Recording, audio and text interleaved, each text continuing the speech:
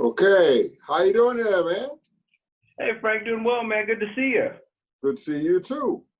Yeah, we talked about this earlier a little bit. Yep, transcription.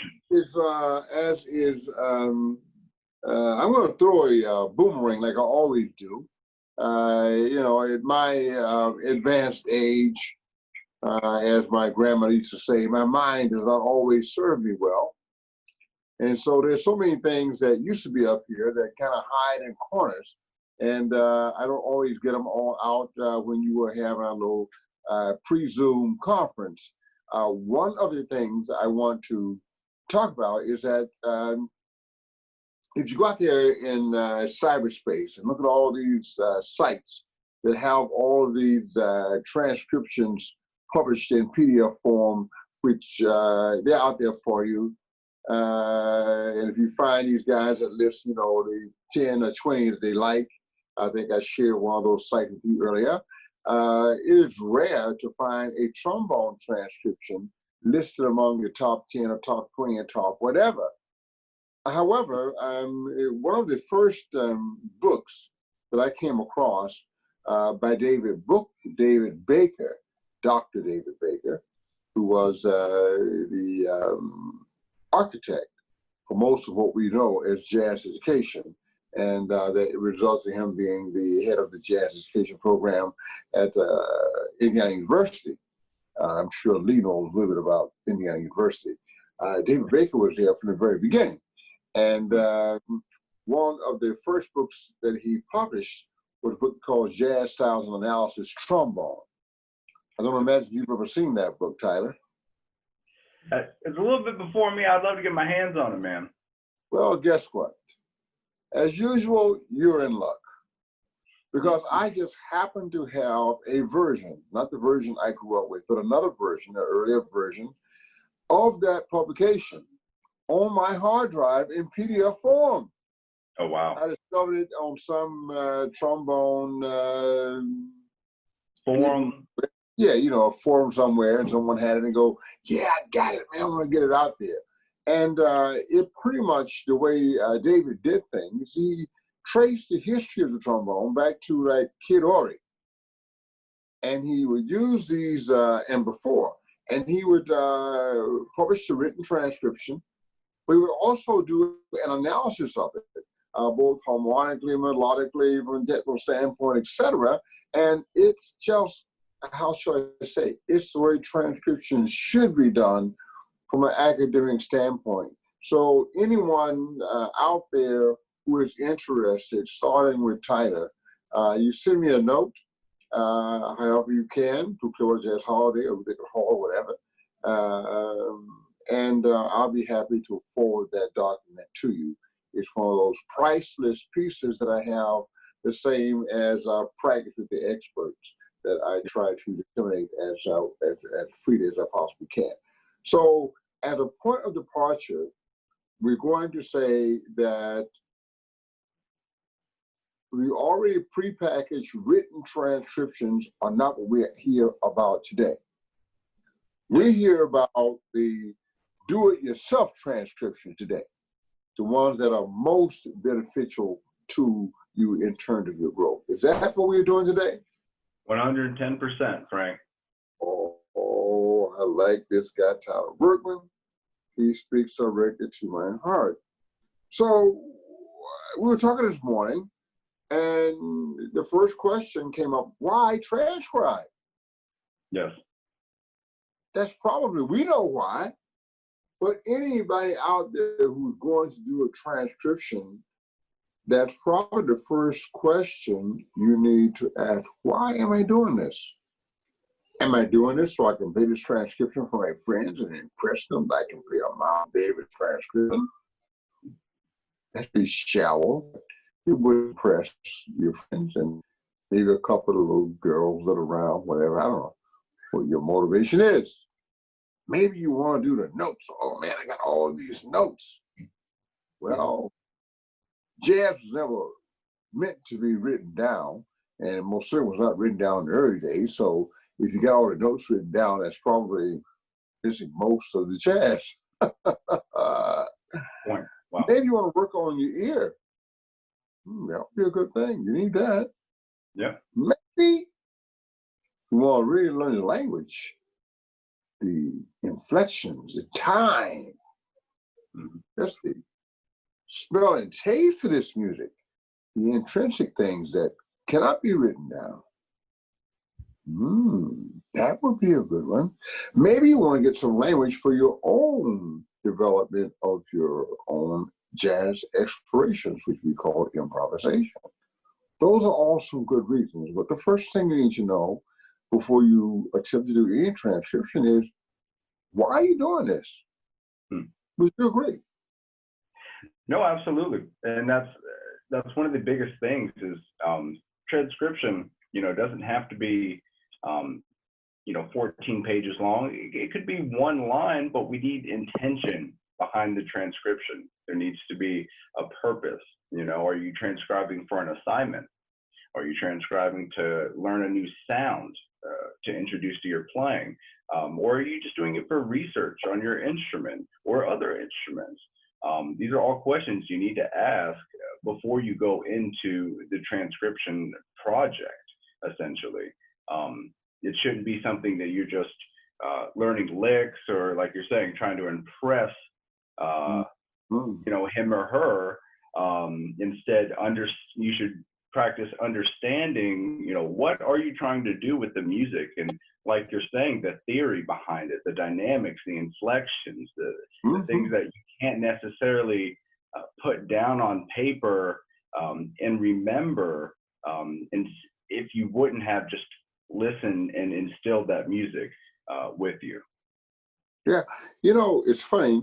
I always tell kids that if you're going to learn transcription, learn the head first. If you do summertime, learn to play summertime, the head. If you're going to do all blues, learn to play that head. If you're going to do Coming Home Baby, which is my first one, learn the head first. Well, I learned the head first.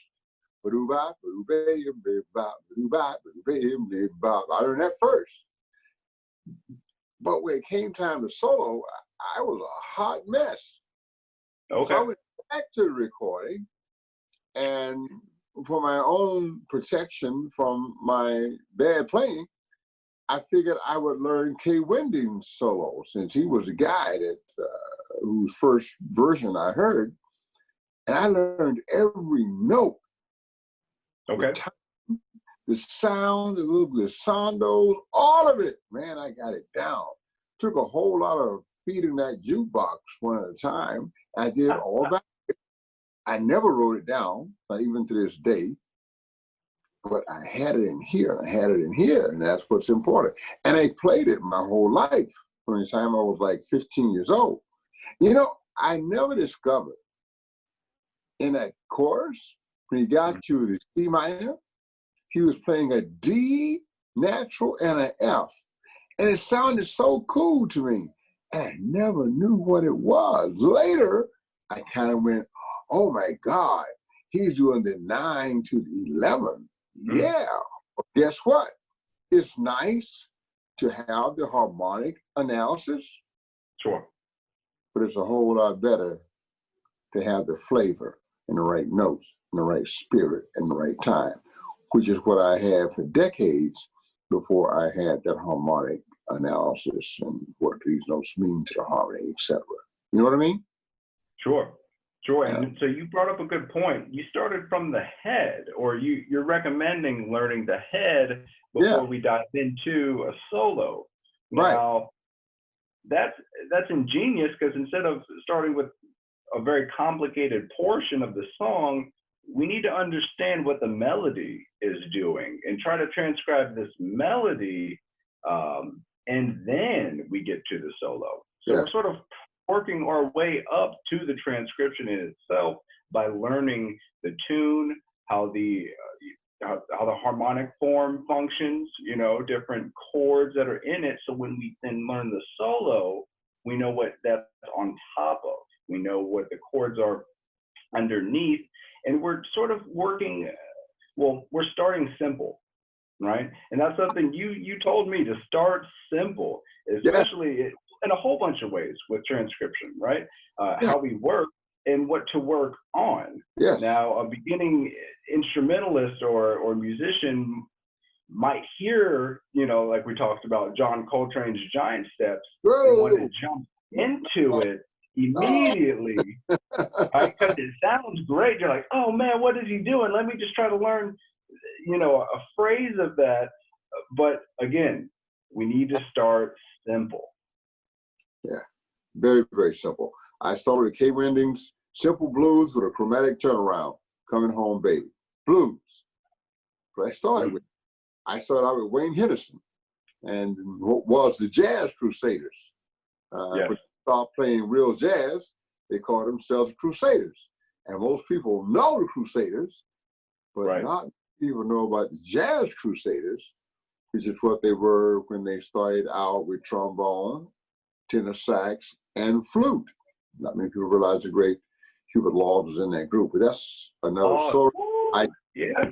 I mean, it's just there's a history to everything, and we need to know that history. These guys that I started as the Crusaders is what I'm saying. And as transcribers, we should not start out with the hardest solo we know. We should try to find something very, very simple. And then within that very, very simple solo, one of the things we did not talk about is we talk about the harmonic form. We didn't talk about the melodic form. It's just A, B, C form, or A, B, A form, or A, B form. What is the melodic form as well that is also instructive as we are creating our solo? Melodic form as well as harmonic form.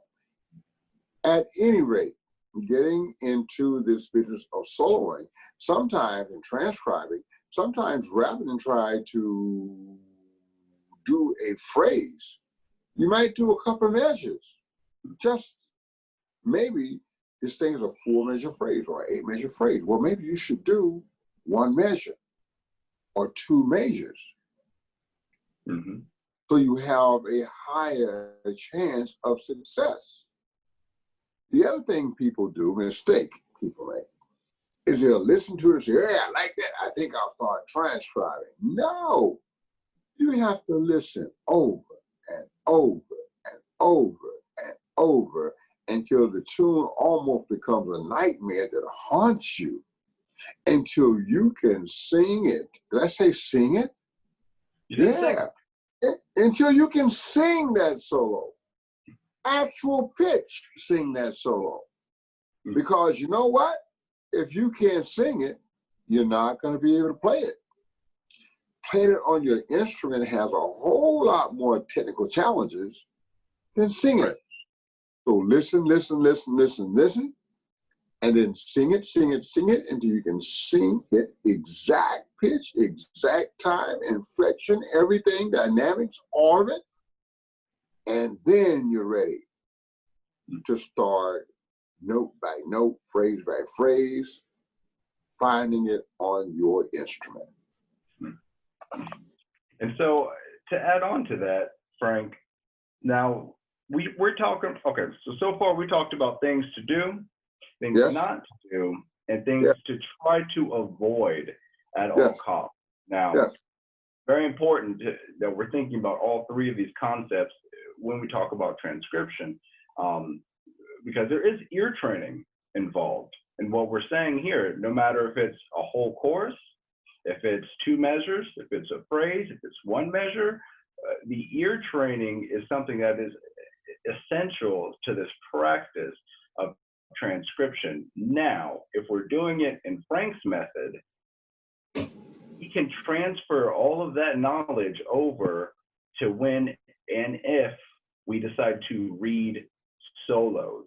Now, if you're starting from the other side and you're reading your transcriptions first and then you try to switch to this method, well, it's going to be a lot harder for you. Oh, a lot. Yeah. Exactly. So if we can start to internalize, like you're saying, hear it, sing it, play it, instead of reading it, understanding it, play it, and then hearing it later, and then coming back and then trying to understand it more, you're going to get lost in that process. Oh yeah, and when you're reading a transcription of someone's solo, all you're getting is the notes, and you're getting the approximate rhythms. You can't write jazz rhythm. You can't outwrite it. It is somewhere between what is written and what is heard, and you have to actually go after you have the written thing and you can play the notes. You have to go find a recording to correct the mistakes you make by just looking at the piece of paper. There are some people who unfortunately think, oh, the written version, if you don't have a written language, you are primitive. Well, guess what, baby? With jazz, if all you have is a written version, then you are primitive. And you're never going to get to the music until you get to the oral, A-U-R-A-L, not O-R-A-L. Yes, listening to it and really internalize what you hear. Because the original jazz musicians, they learn to play by listening and imitating. And like we say, they learn to play by ear, or by tongue, or by eye, or by heart, or by toe, or whatever. They learn to play by mimicking what they heard. That's what we're talking about. That is the way it is done. It has to be done that way. So let's not get so sophisticated that we forget the essence of what this music is. It is ear music. It is oral music. Can you hear me? I hear it. I hear it. And when you hear it, I was just going to say, and when you hear it, it makes you feel a certain way. Yes. Now, that's a very important part of the transcription process. Wow. And that's something that not everyone realizes. And so I have a student from a college, not going to name the college, and I love what they're doing, but so when they're going into the semester, the professor has given them a few transcriptions to play for them as a jazz placement audition. Now, one of the transcriptions is a Frank Rosolino recording. The other is a Carl Fontana recording. Oh, great. So it's two sides of the trombone spectrum. Yeah. And it's written all. It's about 2-3 pages. And I know, I mean, with my student, we're getting, we have to hear it, sing it, so that we can anticipate these lines. Like you're saying, we're internalizing it, and we're not relying on just reading it. But I know there's going to be a handful of students there, especially with the Rosolino. They're just going to be trying to read all of these turns and all of his inflections for the notes instead of the music that it is. Yeah, man. I got two things here. Yeah. Who was the first bebop trombone player, soloist especially? Who was that cat? He won. Yeah, he won more downbeat jazz trombone awards for more years than anybody. You tell me. I will keep talking. He actually quit playing for a while. He quit recording his playing, and moved to LA and started writing film score and television scores. And he came back. Okay, I'll tell you who it was. It was JJ. Yeah. JJ. With the transcription process, it helps you learn the music that the player, that they're playing at the time. Now, it's important to go back when you're transcribing. Now, you might feel like after you've worked endlessly for 2 months on this transcription that you have it perfectly from top to bottom. However, if you go back and perform the transcription, you will find out there's going to be points in there that you're going to be cloudy on, a bit foggy. And by internalizing the transcription, especially with JJ, opposed to reading the music, it's just going to help you internalize his eighth note feel, his little inflections that he does. How you doing, Frank? I recently said happy birthday to one of my former students, the alto sax player, Well, I had working on a piece called A Single Petal of a Rose that features the alto sax and piano. Long story. Johnny Hodges had a very unique sound, technique, etc. This was a young white kid who, let's just say, he did not have any of the prerequisites necessary to do Johnny Hodges. And my name is Frank Williams, so I had to change him from the inside out, period. And thank God he was up to the pain and suffering necessary to become Johnny Hodges. He walked through the fire that is called Frank Williams to become Johnny Hodges, because I would not accept anything less than a 60-year-old black guy. And I didn't care if he was a 17-year-old white kid. I didn't care. He was going to play like Johnny Hodges.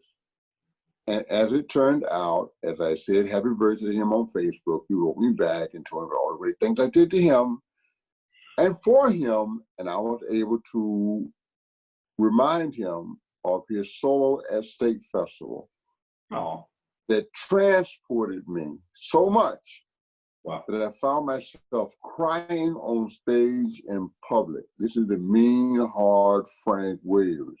It was such an embarrassing moment for me that I actually walked off the stage because this kid had brought Johnny Hodges into that room. He really did. And it got me, and I was just, melted. And I walked in a corner to hide and started crying. And I met a friend of mine who was crying as well. And he looked at me and he said, sometimes they really get it, don't they? And the idea is that you really get it. And that you really get inside the music and inside the spirit of the music. And you understand at the end of the day, what we are doing is supernatural. Jazz musicians are the next man. We are the next man. We are what man is going to do because we communicate spirit to spirit. And so when you are transcribing someone's solo, make sure you get not just the notes and the rhythm and all of that, but you get to the spirit of that music.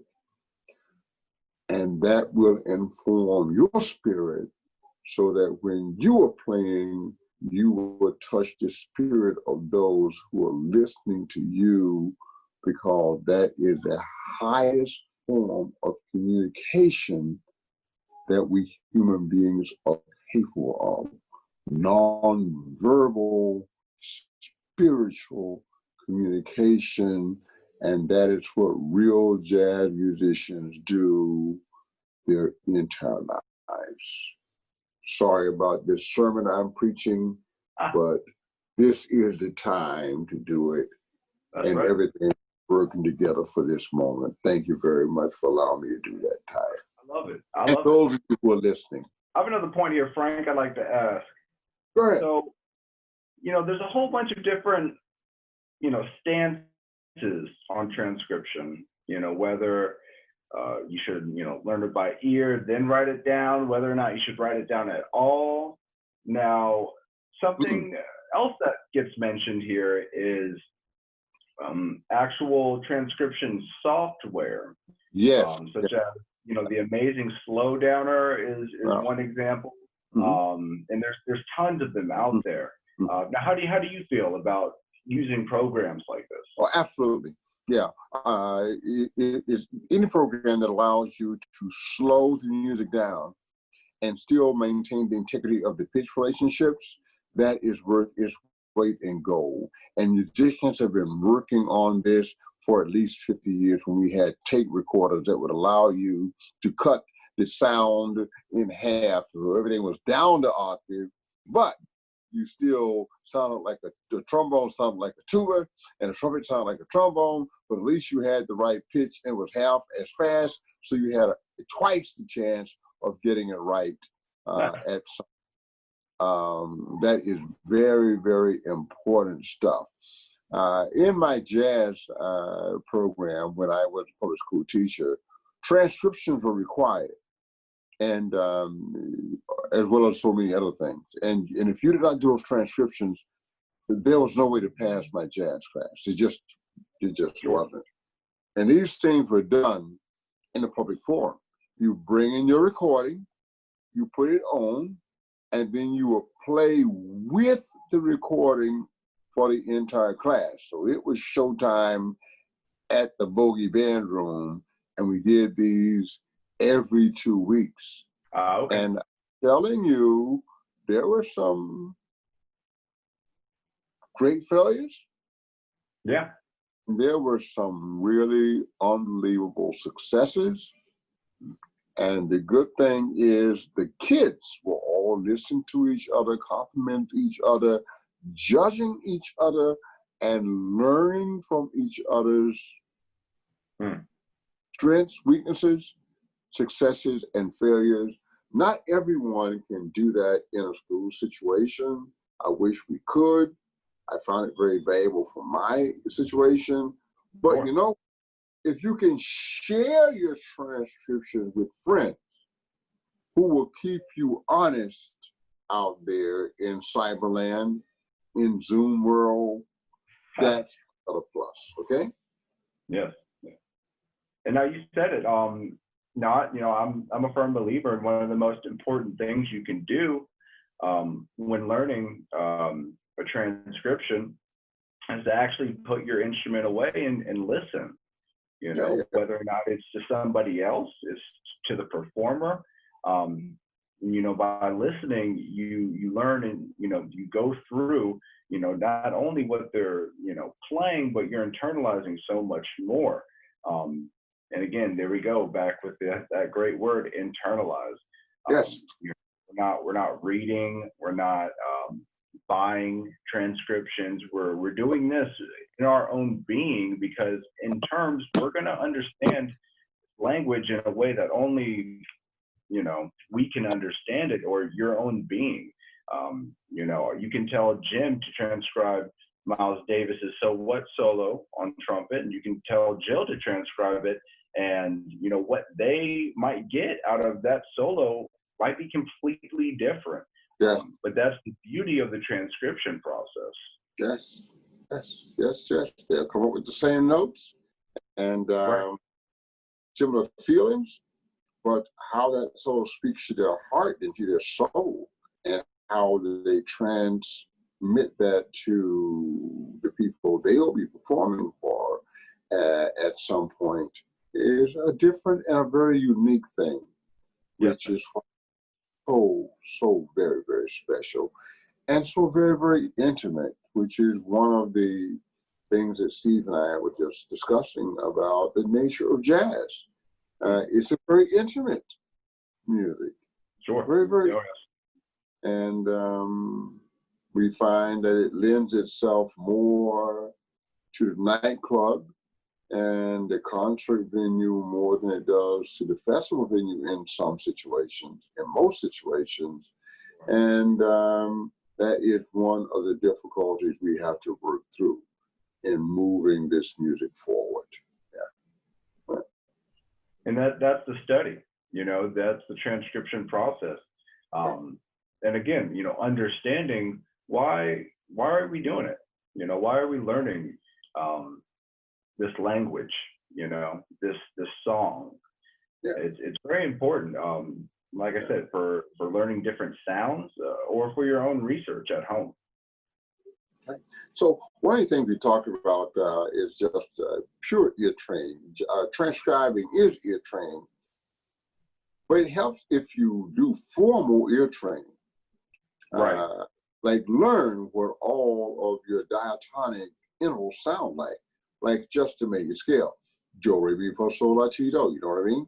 And 1 to 2, 1 to 3, 1 to 4, 1 to 5.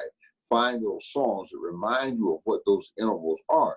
So when you're listening to a solo and you hear a certain interval, You know exactly what that is, and it takes some of the guesswork out, and it speeds up the process.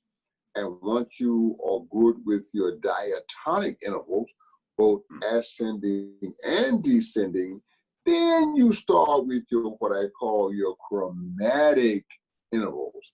So we do major seconds and major thirds and perfect fourths and perfect fifths and major sixes and major sevens and the octave. And then we go back and do the minor thirds. Yes. And the tritones, the minor sixes, and the dominant sevens, etc., to fill in all those chromatic intervals as well, because you will find that in jazz, you might have more of those chromatic intervals, the minor thirds and the tritones and the dominant sevens, then you're going to have major thirds and perfect fifths, etc. Right. So you start with those diatonic intervals because they're easier, they're more common, you've been dealing with them.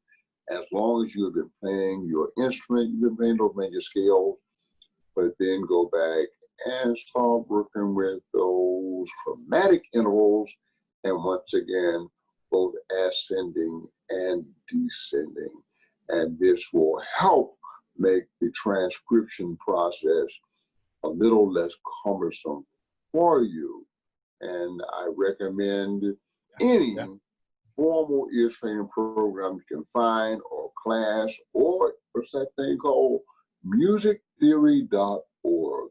They have a lot of work there with basic ear training, and I recommend them quite highly to anyone who is engaged in this process. No, it's great. It's great. And like you're talking about, learning your scales, right? Learning your, arpeggios and different intervals. That's only going to help us with our transcription process. And also, we've talked about before, learning patterns on the trombone, right? Different patterns that's also ear training. And all of these things help you develop flexibility on the instrument so that your hands and embouchure can move in different ways that you might not be accustomed to by just practicing, scales up to the 9 and back down, for instance. And now all of these things go hand in hand when we transcribe, because like we're saying, it's a language. Oh yeah. Right. Absolutely. It's a language, baby. Just remember that. It's the language. And the object of the game, no matter what we say, is to communicate. That is the object of the game. Okay. To touch somebody in a very deep place. Yes. That's real communication. Exactly. Yeah. And then just like how we doing people time out there? Because I'm not keeping up. I'm just doing my thing, man. You're keeping up, man. You're on the ball. I'll say that. Well, that's a good thing to know. That's right. Gotta do it, baby. Keep swinging, baby. Keep swinging. That's the thing. Swing thing. Don't be a thing if it ain't got no swing.